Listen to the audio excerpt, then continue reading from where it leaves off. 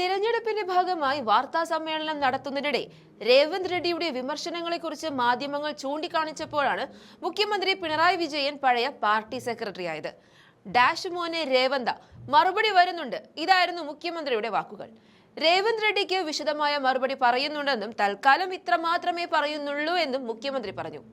പോ മോനെ വിജയ എന്ന് അഭിസംബോധന ചെയ്തുകൊണ്ട് അടുത്തിടെ രേവന്ത് റെഡ്ഡി നടത്തിയ പരാമർശത്തെക്കുറിച്ച് മാധ്യമപ്രവർത്തകർ ഉന്നയിച്ച ചോദ്യത്തിനുള്ള മറുപടിയായാണ് മുഖ്യമന്ത്രി ഇക്കാര്യം പറഞ്ഞത്. അദ്ദേഹം ഒരു സംസ്ഥാനത്തിന്റെ മുഖ്യമന്ത്രിയാണ്. മുഖ്യമന്ത്രി സ്ഥാനത്തിരിക്കുന്ന ഒരാൾ സാധാരണഗതിയിൽ കാണിക്കേണ്ട ചില രീതികളുണ്ട്, മര്യാദകളുണ്ട്.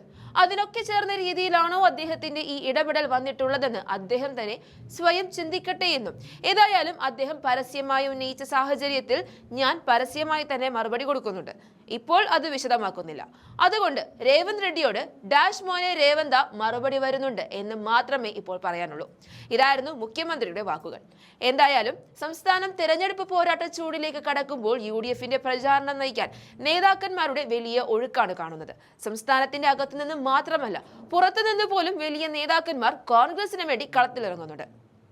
CPMനെ സംബന്ധിച്ച് അങ്ങേയറ്റം പോയാൽ ഒരു പ്രകാശ് കാരാട്ടുണ്ട്. CPM ദേശീയ മുഖമായ MA ബേബിയുണ്ട്. കഴിഞ്ഞു അവരുടെ കത്തികൾ.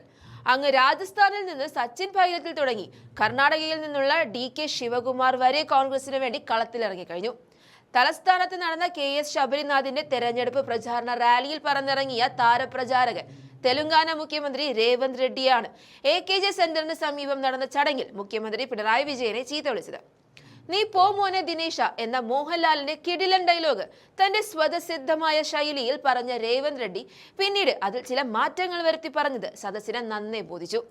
നീ പോ മോനെ വിജയ എന്നാണ് തെലുങ്കാന മുഖ്യമന്ത്രി തലസ്ഥാനത്ത് നടന്ന പ്രചാരണത്തിനിടെ പറഞ്ഞത്.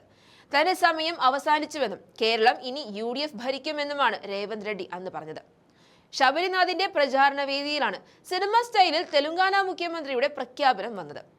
തടിച്ചുകൂടിയ കോൺഗ്രസ് പ്രവർത്തകർ കയ്യടികളോടെയാണ് മുഖ്യമന്ത്രിയുടെ വാക്കുകളെ സ്വീകരിച്ചത്. എന്തായാലും കൊട്ടിക്കലാശത്തിന് മണിക്കൂറുകൾ മാത്രം ബാക്കി നിൽക്കെ രാജ്യത്തെ പ്രമുഖരായ കോൺഗ്രസ് നേതാക്കളുടെ നിര തന്നെ കേരളത്തിലേക്ക് എത്തിക്കഴിഞ്ഞു. രാഹുൽ ഗാന്ധി കേരളം കീഴടക്കിയതിന് പിന്നാലെയാണ് തെലുങ്കാന മുഖ്യമന്ത്രി മാസ് എൻട്രി നടത്തി വോട്ടർമാരെ കയ്യിലെടുത്തിരിക്കുന്നത്. ഇക്കുറി തലസ്ഥാനത്ത് നിന്ന് കുറഞ്ഞത് 9 സീറ്റുകൾ UDF പ്രതീക്ഷിക്കുന്നുണ്ട്. ശബരിനാഥനും K മുരളീധരനും VS ശിവകുമാറും ഇക്കുറി വിജയിച്ച് കയറിയേക്കാമെന്നാണ് കോൺഗ്രസിന്റെ പ്രതീക്ഷ.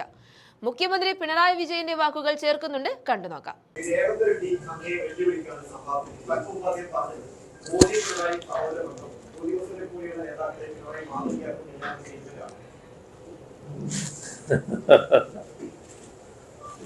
രേവന്ത് റെഡ്ഡി ഒരു സംസ്ഥാനത്തിന്റെ മുഖ്യമന്ത്രിയാണ്.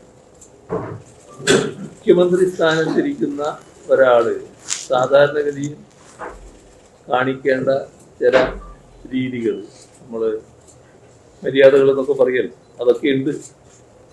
അതിനൊക്കെ ചേർന്ന രീതിയിലാണോ അദ്ദേഹത്തിന്റെ ഈ ഇടപെടൽ വന്നിട്ടുള്ളതെന്ന് അദ്ദേഹം തന്നെ സ്വയമേവ ചിന്തിക്കട്ടെ.